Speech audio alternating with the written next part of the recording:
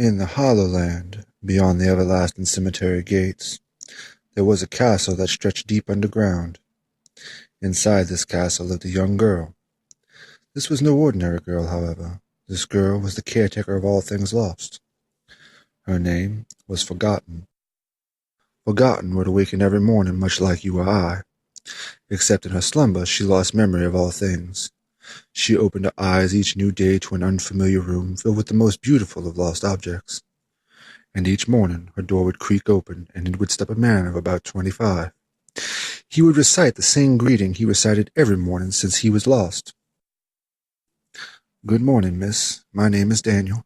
I am your servant. Breakfast will be prepared shortly. Please find a dress of your liking and join me upstairs in the dining hall."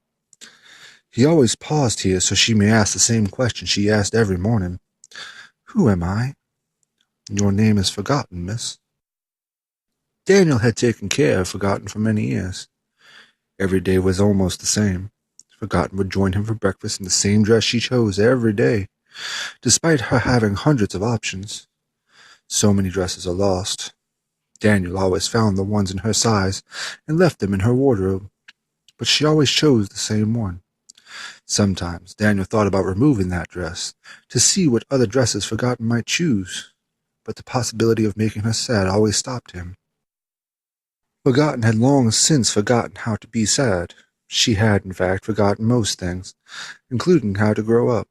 With this forgetfulness, however, came absolute happiness. But Daniel didn't know this. All he knew is that he had lost his ability to sleep. Instead, he spent his nights sorting through the castle as new items appeared daily. He felt a duty to Forgotten, a pull to protect and nurture her.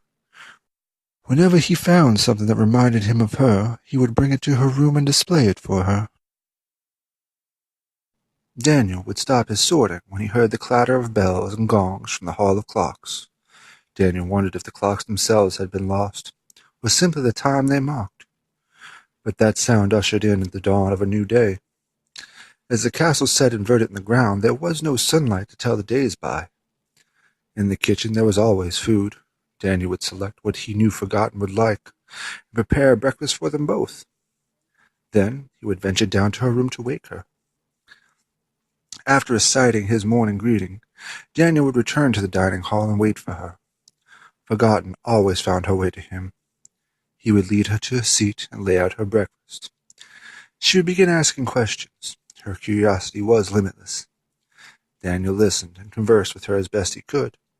These were often the same questions he had answered many times before. However, he didn't mind.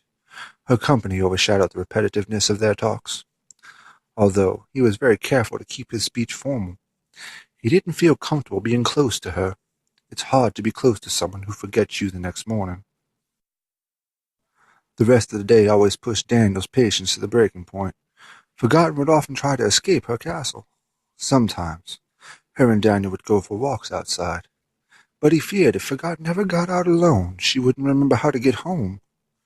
Being a girl of about 12, or so Daniel guessed, Forgotten loved to play games, and often the rest of the day would be spent exploring the castle. After lunch and tea, they made their way to the library. Inside there were more lost stories than any building could hope to hold. Daniel read to Forgotten about dragons and other lost creatures, until the evening bells rang in the hall of clocks.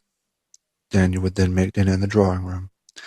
As the hours grew late, Daniel would sit with Forgotten and hold on to her as she slowly faded into the darkness. Wiping the tears from his eyes, he'd make his way to where his sorting left off, the only way he could forget his loneliness. Come morning, he'd find Forgotten again, resting in her bed.